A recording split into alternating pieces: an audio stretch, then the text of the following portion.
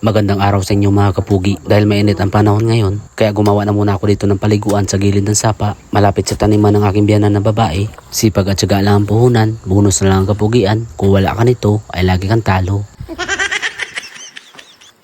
Hindi na muna tayo dito umakit ng bundok mga kapugi dahil gagawa na muna kami dito ng paliguan sa gilid ng sapa. Malapit lang din dito sa aming bahay at dito lang din banda sa taniman ng aking biyanan na babae. Itong umagos dito na tubig sa sapa ay galing ito sa bukal doon sa itaas. Paalala lang mga kapugi, malayo po ito sa ating treehouse. Yung sapa kasi doon malapit sa ating treehouse ay wala na po yung tubig dahil mataas na kasi doon ang area mga kapugi. Maganda dito ang taniman ng gulayan dito ng aking biyanan dahil sa araw-araw niya itong nadidiligan. Malapit lang kasi dito ang source ng tubig dito sa kanyang taniman. Dito lang doon sa ating treehouse mga kapugi na kailangan pa namin maghakot ng tubig papunta doon sa itaas ng bundok. Yung tubig na umagos dito sa sapa ay galing ito sa bukal kaya napakalinaw dito ang tubig mga kapugi. Habang papunta nga ako doon sa kabila ay may naririnig ako na may naliligo doon sa dulo ng mga bata. Dati ko na itong nakita sa gilid itong maliit na bukal mga kapugi. Ito yung balak kong hukayin para gawin namin paliguan.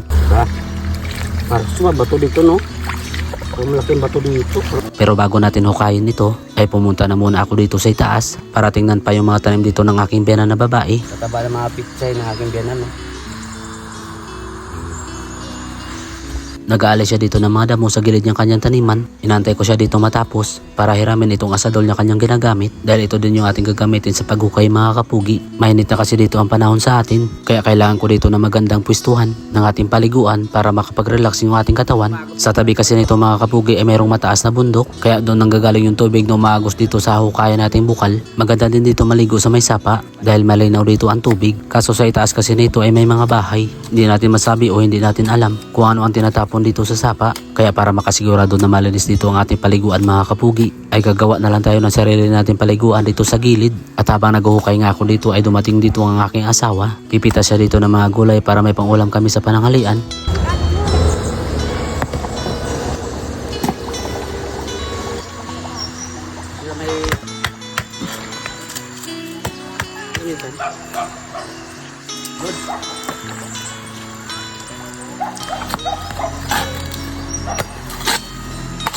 Kung napansin nyo mga kapugi ay dadaan ko itong binababa ang bato dahil may naglalaba at may nalaligo doon ng mga bata sa ibaba kaya iniiwasan ko dito na lumabo ang tubig.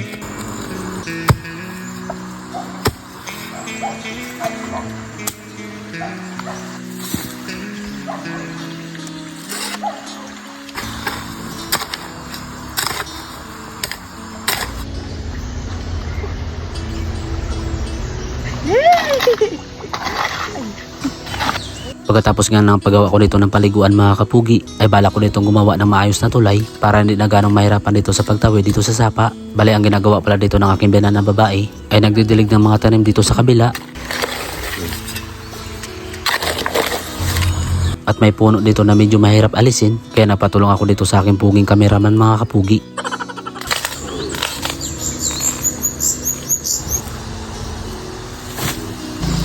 Akala ko nga dito ay mabilis na namin ito matapos dahil sa malambot dito ang lupa dahil may halo itong buhangin. Pero nung paunti-unti na itong lumalalim, dito na ako medyo nahihirapan mga kapugi dahil sa marami na itong mga batong nakahalo. Buti sana kung maliliit lang pero may mga kasama pa kasi itong malalaki kaya yung pala dito at asadol ay hindi ko na gaano dito ang ginagamit.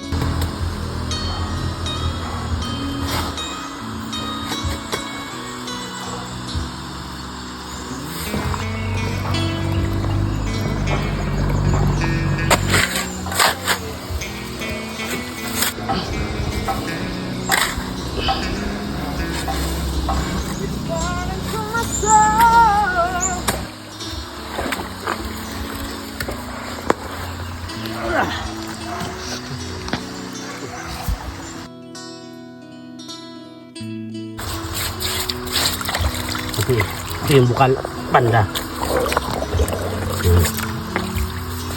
So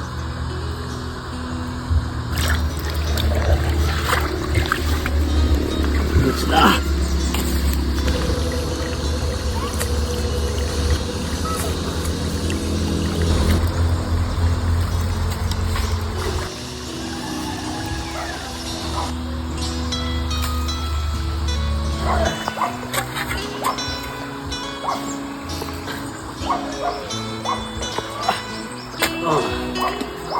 Bago ko dito binuksan yung ating hinukay mga kapugi, ay sinigurado kung wala na may naliligo at may naglalaba dun sa ibaba. At kung yung iniisip nyo yung pinaglalaba nila ay binabanlaw sa sapa, ay nagkakamali kayo mga kapugi. Dahil meron din sila doon na hinukay na maliit na bukal na katulad sa ginagawa namin ngayon.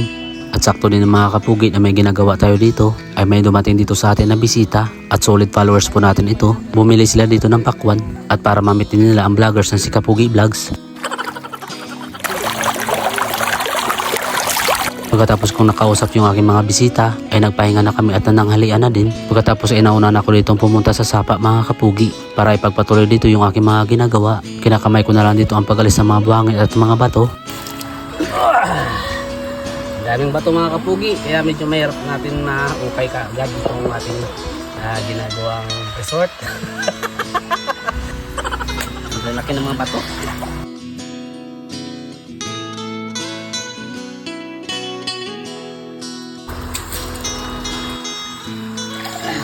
Panis. Laki pa din. Ano?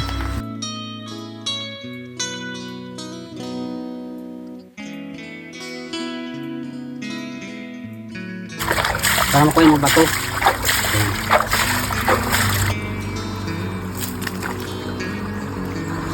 Dito ay nagtigil na muna kami mga kapugi. Magandang araw sa inyo mga kapugi. Ito ang pangalawang araw ng paggawa natin ng paliguan dito sa gilid ng sapa. At dito lang din yan malapit sa taniman ng aking biyanan na babae. Sipag at syaga lang ang puhunan, bonus na lang ang kapugian. Kung wala ka nito ay lagi kang talo.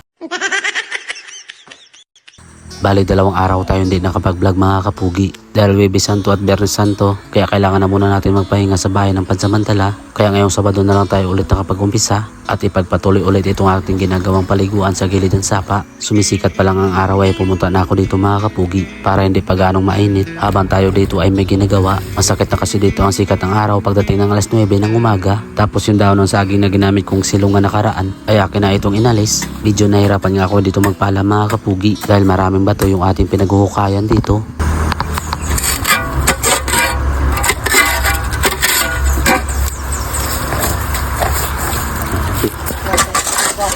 Habang naghuhukay nga ako dito, ay sakto naman na nag-ani dito ang aking biyanan ng sitaw.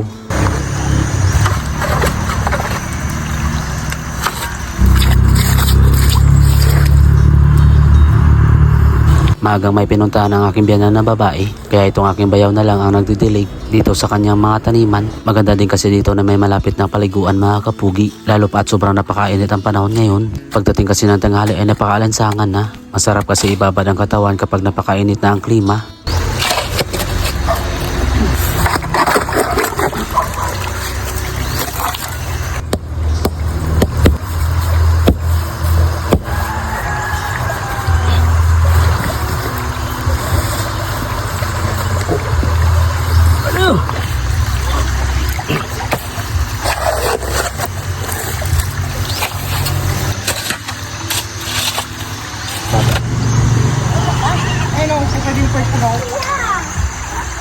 Apoy ko dito.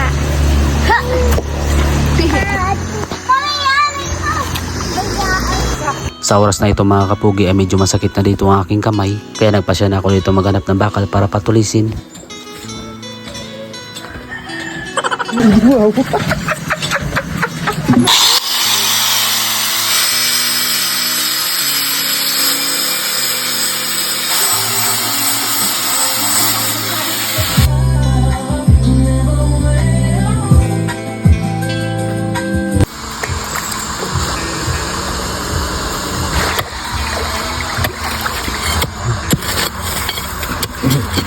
Galing na.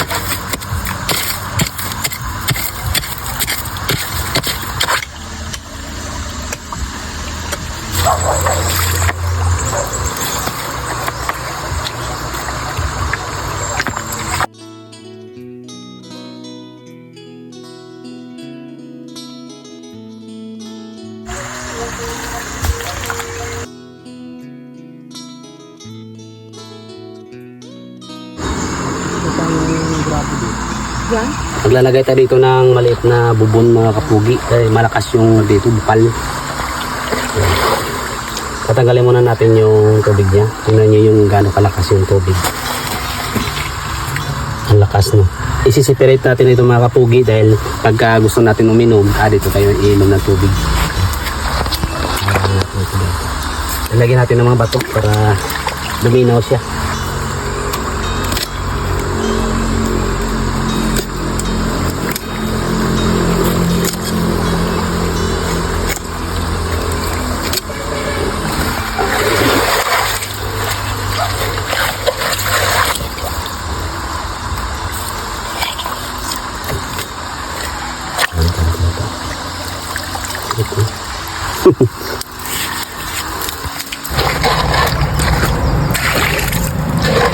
May puti kasi eh. Ano yung puti na yung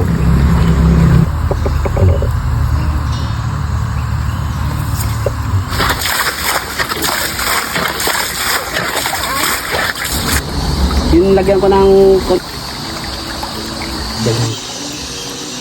Pagka natin.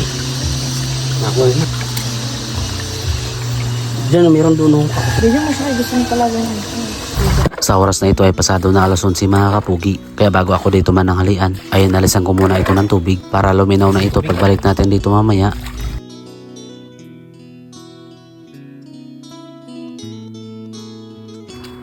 Pagdating ng alauna ay kagad ko naman itong pinuntahan. Tiningnan kong luminaw na itong ating paliguan. Luminaw nga siya mga kapugi kaso may putik pa din dito sa ilalim. Pero yung hinukay natin na maliit na butas ay luminaw na mga kapugi. Dahil sa sobrang mainit ngayon dito, kaya binuhusan ko na dito ang aking katawan. Iba talaga kapag galing sa bukal ang tubig dahil ito ay napakalamig mga kapugi. At dahil maghuhukay pa tayo dito sa ating paliguan, kaya naglagay na ulit ako dito ng ating masisilungan. At habang nag-aalis tayo dito ng bato at buhangin, panay naman ang pagbuhos ko dito ng tubig sa aking katawan.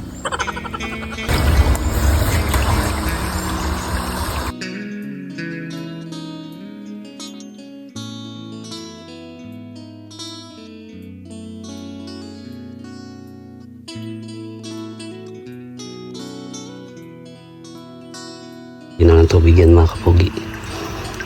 Yan. Sabad tayo. Habang linaw oh. Yan. At least kahit dahan-dahan na yung trabaho natin, may progreso, di ba? Ito mga bato.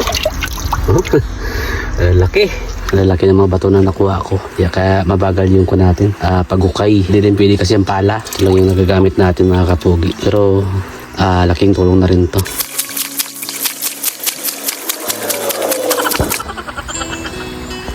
Lakas ng tubig oh. Tampaw. Hinaw ng tubig na.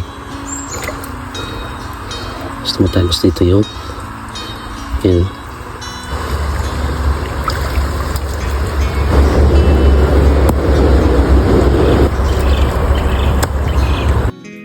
Habang unti-unti dito napupuno ang tubig, sinasabayan ko naman sa paglagay ng mga maliliit na bato para luminaw na itong tubig sa loob mga kapugi. Bali nagtigil na pala ako dito sa paghukay dahil naabutan na tayo dito ng hapon. Pero huwag kayong mag-alala dahil marami pa ako ditong planong gagawin. Parang balak ko nga itong simentuhin mga kapugi at lagyan ng mga hollow block dito sa bawat gilid. Matagal kasi siyang luminaw dahil sa ang buhangin dito ay may nakahalong mga putik.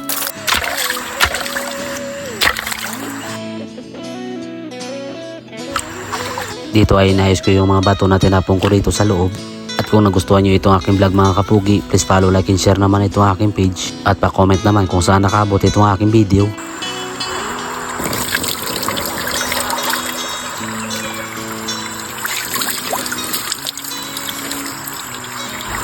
Tama na muna ito mga kapugi. Nilagyan muna natin ng bato.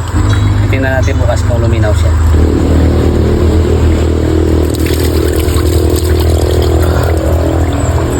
Sarap pa.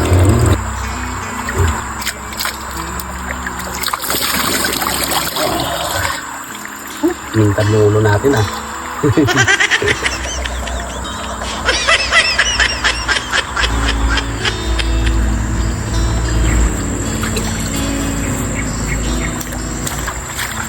Sa mga nakaabot sa dulo na aking video, maraming salamat at God bless inyong lahat.